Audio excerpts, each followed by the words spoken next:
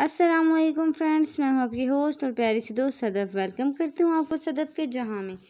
आज हम बनाएंगे बहुत ही मज़ेदार सा और सॉफ्ट सा बेसिक वनीला स्पंज जो है आप डिफरेंट यूज़ कर सकते हैं इसको क्रीम केक बनाने में, और आप इसको वैसे भी खाएं तो बहुत ही टेस्टी और सॉफ्ट सा है। और आप इसको बनाएंगे बहुत ही कम इंग्रेडिएंट के साथ। तो हमें सबसे पहले चाहिए इसके लिए 2 अदद मीडियम साइज़ के एग्स, तो अंडे हमें चाहिए 2। और अब हमने क्या करना है कि इनकी जर्दियों को अलग बाउल में निकाल लेना है और सफ़ेदियाँ अलग बाउल में। पहले हमने अच्छे से सफ़ेदियों को बीट करना है, जर्दियों के बाद में थोड़ा सा बीट करेंगे क्योंकि वो जल्दी फट जाती हैं। तो ये जी, अब मैंने सबसे पहले बाउल में लिया है 1 टेबलस्पून बटर मक्खन।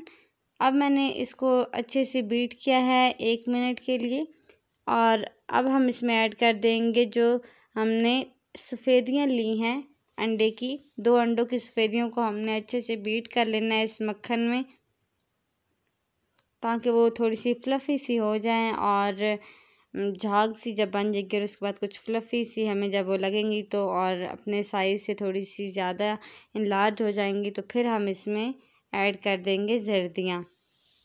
तो अच्छे से हमने इसको बीट कर लेना है। अगर आपके पास इलेक्ट्रिक बीटर नहीं है तो कोई मसला नहीं है, आप जो हैंड बीटर मिलता है उससे आप कर सकते हैं। विदाउट इलेक्ट्रिक बीटर जो होता है आप उससे भी आसानी से इसको बना सकते हैं। बस ये है कि मेहनत थोड़ी सी ज़्यादा लगेगी और टाइम, नहीं तो इजीली उस से भी बन जाता है, और ना ही केक में कोई फ़र्क होता है।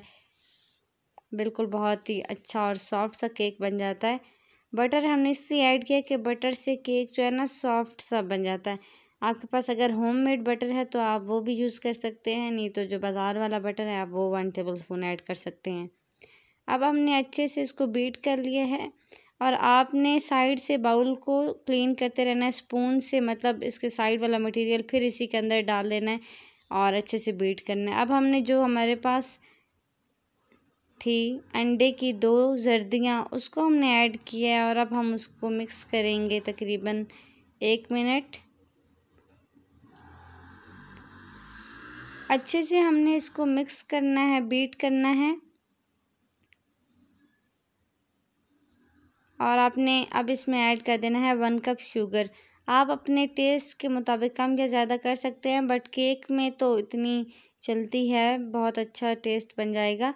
अगर आप इसको वैसे भी केक को ताकि खाएं तो आपको ये फीका फीका फील ना हो, तो मैंने इसमें जो शुगर है वो आइसिंग शुगर ली है। मतलब आप इसको घर में खुद ही ग्राइंड कर लें, अच्छी से पीस लें और फिर आप छान के और फिर इस्तेमाल करें। फिर मैंने अब इसको अच्छे से पीसा है, ग्राइंड किया है, उसके बाद मैंने छान के और फिर मैंने इसकी मेजरमेंट किया और 1 कप मैंने शुगर लिया है, और अब मैंने इसको थोड़ा थोड़ा जर्दियों में ऐड करके अच्छे से बीट कर लिया। आपने तब तक अब बीट करना है जब तक कि ये जो शुगर है मुकम्मल तौर पे डिज़ोल्व नहीं हो जाती। बिल्कुल इसके जो छोटे छोटे पीसेस हैं वो भी नज़र ना आए, बिल्कुल ये अच्छे से मतलब बीट हो जानी चाहिए।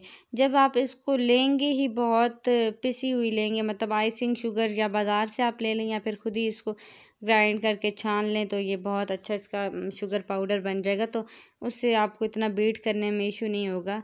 ये अब मैंने साइड इसको बाउल को साफ़ करके फिर से अच्छे से बीट किया, और अब मैंने इसमें 3 ड्रॉप्स वनीला एसेंस डाले हैं। इससे इसका टेस्ट अच्छा हो जाएगा, और जो लोग एग नहीं खाना पसंद करते वो भी खुशी से खाएंगे, क्योंकि इसमें ज़रा भी अंडे की खुशबू नहीं आएगी, महक सी। अब मैंने 1 टीस्पून बेकिंग पाउडर और मैंने इसमें 1 कप लिया है मैदा, और इसको मैंने अच्छे से छान के और इस तरह मिक्स कर दिया है। अब हम इसमें जो हमने बीट किया हुआ मिक्सचर है हमारे पास, उसमें हम इसको ऐड कर देंगे। थोड़ा सा हम बचा के रखेंगे और थोड़ा सा जो है ना हम बीट कर लेंगे। अब हमने इसको अच्छे से मिक्स कर देना है। ये अब हम इसको मिक्स कर रहे हैं जी क्रॉस की शक्ल में। ये यहाँ से ज़रा गौर से देखिएगा कि यहीं से हमारी जो मिस्टेक होती है तो हमारा केक ख़राब हो जाता है। अब मैंने थोड़ा सा मैदा बचा लिया है, और अब मुझे लग रहा है कि इसमें थोड़ा सा दूध ऐड किया जाए, ताकि ये जो बहुत थिक हो चुका है हमारे पास मिक्सचर, ये थोड़ा जो है ना रनी फॉर्म में आ जाए और मैदा जो है ना वो अच्छे से इसमें मिक्स हो जाए। इसलिए अब मैं थोड़ा सा इसको करूँगी इलेक्ट्रिक बीटर से मिक्स, और इसमें मैं ऐड कर दूँगी मिल्क। आपने मिल्क ऐड कर ले 1 सेकंड कप आप ऐड कर सकते हैं मिल्क। आप देख लें कि अगर आपका बैटर बहुत रनी फॉर्म में नहीं जाना चाहिए, मतलब मीडियम होना चाहिए। अब यहाँ पर जो मैंने मैदा थोड़ा सा बचाया और बाकी 1 कप में से सारा मैदा इसके अंदर डाल दिया था। उसी के अंदर मैंने 1 टीस्पून बेकिंग पाउडर भी ऐड किया था और छान लिया था, वो मैंने शामिल करके इसको अच्छे से बीट किया है मिल्क डाल के, ताकि ये थोड़ा सा स्मूथ हो जाए और थोड़ा सा रनी फॉर्म में आ जाए। फिर जो हमारे पास बाकी बचा है थोड़ा सा मैदा कप में से बचा है, वो अब हम डाल के और स्पून से मिक्स करेंगे। ये देखिए जी रनी फॉर्म में हमें जो है ना अब थोड़ा सा इसको थिक करना है। तो जो हमने मैदा बचा के रखा था थोड़ा सा, वो हम इसमें ऐड कर देंगे। और अब हमने बीटर से बिल्कुल नहीं करना, स्पून से क्रॉस, जैसे प्लस का साइन होता है इस तरह आपने क्रॉस की शक्ल में इसको अच्छे से मिक्स करना है। नेक्स्ट क्लिप में मैं वाज़ेह तौर पे आपको मज़ीद दिखाती हूँ। जी इस तरह कुछ आपने इसको मिक्स करते जाना है आराम आराम से। और आप ये जब अच्छे से मिक्स हो जाएगा, हमने इसको ओवर मिक्स नहीं करना, ओवर मिक्स करने से भी हमारा जो केक है वो अच्छे से बेक नहीं होता। अब हम करेंगे जी मिक्स इसको, और हमने तकरीबन इसको 40 to 45 मिनट तक के लिए बेक करना है।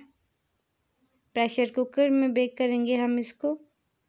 बहुत ही आसानी से आपका जो केक है वो घर पे ही तैयार हो जाएगा। आप चाहें तो फिर इसको क्रीमी केक बना सकते हैं, इसका डिफरेंट जो बर्थडे केक्स हैं। तो जी अभी हम आपको दिखाते हैं कि कैसे आप इसको बना सकते हैं। ये जी प्लस शेप में आपने इसको करना है, क्रिस क्रॉस में। इस तरह आपने इसकी फोल्डिंग करनी है और मिक्सिंग करनी है मैदा डाल के। आई होप कि आपको अभी क्लियरली समझ आ गया होगा। अभी आपने जी लेना है एक प्रेशर कुकर, उसमें आप नमक बिछा दें ताकि आपका जो प्रेशर कुकर है वो बिल्कुल ख़राब ना हो। और उसके अंदर कोई भी जाली स्टैंड या कोई भी ग्लास वगैरह डाल के उसको 10 मिनट के लिए मीडियम फ्लेम पे आप प्री हीट कर दें। अब आपने एक कोई सा भी आपने ले लेना है, केक का मोल्ड ले लें या कुछ भी ऐसा बर्तन जिसमें आपका केक अच्छे से तैयार हो जाए, उसको आपने ग्रीस कर लेना है। 1 टीस्पून उसमें ऑयल डाल के उसको अच्छे से साइडों पे लगा लेना है। और फिर आपने इसमें मैदे की डस्टिंग कर देनी है। मैदा सारी साइड से आपने इसको लगा के, और जो एक्स्ट्रा है उसको आपने उल्टा इसको करना है तो वो साइड पे निकल जाएगा। इसको डस्ट कर लेना है। उसके बाद आपने ये जो इसके अंदर मिक्सचर आपने बनाया है वो आप इसके अंदर मिक्सचर ऐड कर दें। देखें जी कितना मज़ेदार सा इसकी शेप होल्ड कर रहा है, जैसे कि अब ऊपर से आ रहा है तो ऐसे जैसे डिज़ाइन इसके ऊपर आ रहा है। तो मतलब आपका परफेक्ट केक जो है ना वो बन चुका है, क्योंकि ये अपनी शेप को थोड़ी देर होल्ड कर रहा है। अब आपने जो प्री हीट किया है प्रेशर कुकर, उसमें आप इसको रखते हैं तकरीबन 40 से 45 मिनट के लिए बेक करें लो फ्लेम पे, लो टू मीडियम हो, और आपका केक जो है ना बहुत ही अच्छे से रेडी हो जाएगा। फिर आपने इसमें टूथपिक डाल के और चेक कर लेना है। और आपने जो प्रेशर कुकर का अंदर रबड़ होता है, रिंग सा, वो आपने निकाल के ऊपर देना है ढक्कन। और जी ये अब थोड़े से अगर इसके साथ कुछ मटेरियल आया तो आप इसको 5 से 10 मिनट के लिए और रख सकते हैं।